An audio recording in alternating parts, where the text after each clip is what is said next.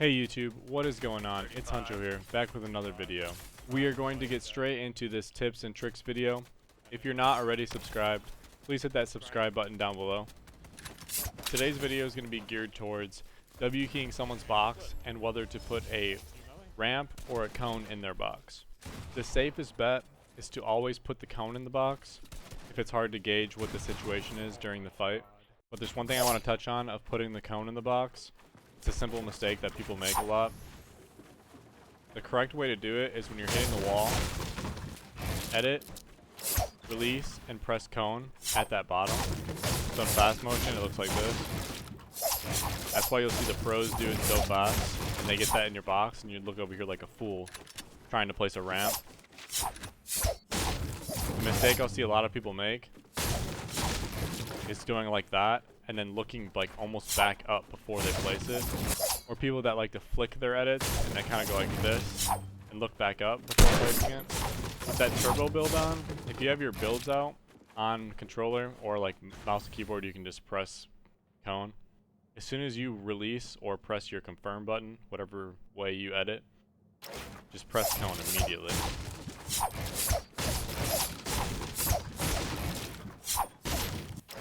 The most common way that people have learned the Mongrel Classic is the bottom left-hand corner. Place the ramp and this way. It's the fastest way to do it, and it gives you the best vision. And this player has this view if they're over here, but if they're all the way on this side, they have a clear view at you. So the only time you really want to put a ramp in to not get shot by your opponent is if they're on this half of the box, your left side, when you're looking at them. Because if they're over there, they're going to have a clean shot. You'll see some people that'll say to edit the bottom right-hand corner, put the ramp in, which is completely fine if you're on this side of the box. I just don't like this angle. Like if you're standing almost on this side, I feel like you have a worse shot at their head if they jump or something. That your pellets might fall, depending on where you're standing and where they are. Crack shield on that one. Focus skin in the back. White. Dead. The mistake that I see the most of what people do when they W key into someone's box in Mongrel Classic, they'll go like this, and the opponent is right here. And now say they weren't phasing it, so they're stuck here. People will come like this, and take the shot. The problem you run into is, one, if people get stuck here, they're either going to try to pickaxe out this ramp, and they might get it out before you do that. The second one is they also have a shot on you, and you kind of have this ledge blocking you. So you're taking a spot where you're in a full advantage, and you're allowing them to have a shot back at you. I'm going to show you what I do and what I see pros do a lot.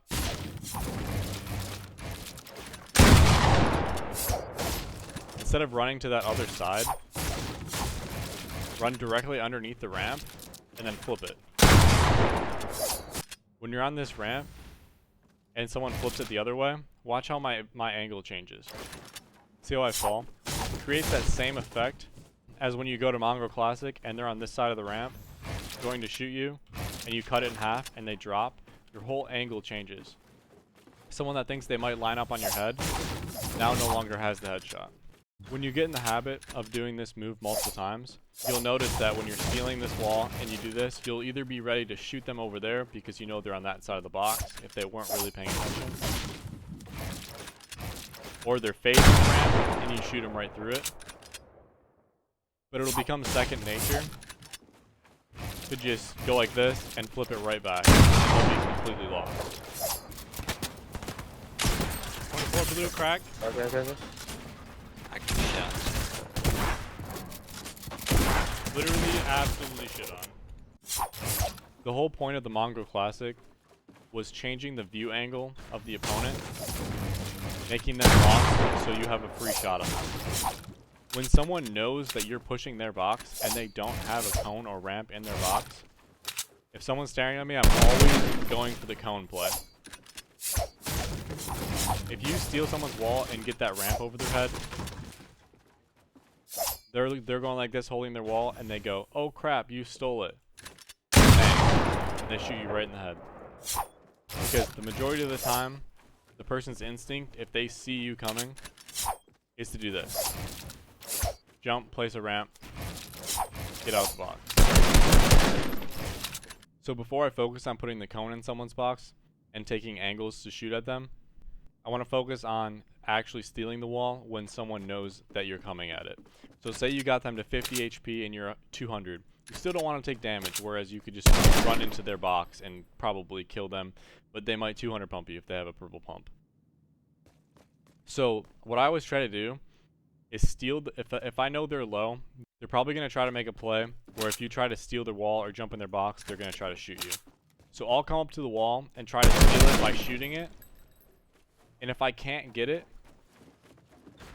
I immediately switch to my gun. That way, if their move was to shoot me, I have the same exact shot right back at them if they open a window to shoot me.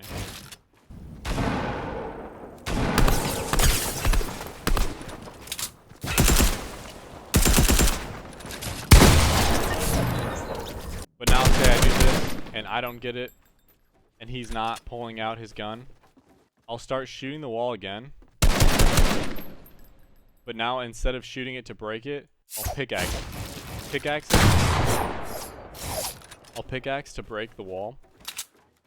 I don't know if it's necessarily an exploit, but I found that it's a higher percentage of chance of shooting the wall first, then pickaxing it, rather than just pickaxing twice to steal the wall. Whatever goes on with the algorithm in the game, it works better if you shoot it and only pickaxe once.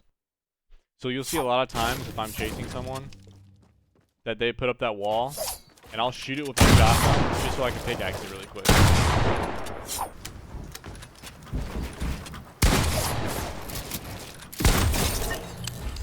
You know you're pushing their box. I like to come at this angle to get the cone in. Or if I'm running straight at the wall trying to kill them fast, the bottom right. If you do a left-hand corner peek coming through a cone, they almost have a right-hand peek on you when you're coming through this way because you have this little edge blocking you from jumping or doing anything crazy until you actually reach into the box. The best way to push is from the top, so practicing doing this move on bots is a good way. Some simple ways to practice the cone in the box are stealing a wall just from a double box like this. If you have a bad habit of flicking this edit, try to make sure you stay down at the bottom and press the cone. You can even go slow the first time. But I promise you, you will not mess up placing the cone by looking too high. Like I'm pressing cone right now, and it's not placing. If I would have flicked up and looked right here before I pressed cone, I have to look this low. But if I was up here, that cone would have placed. We're doing the Mongrel Classic move into running under the ramp.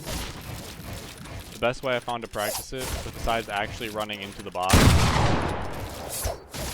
was free building. If this isn't something that you've practiced a lot, just do it one move at a time. So just edit the ramp.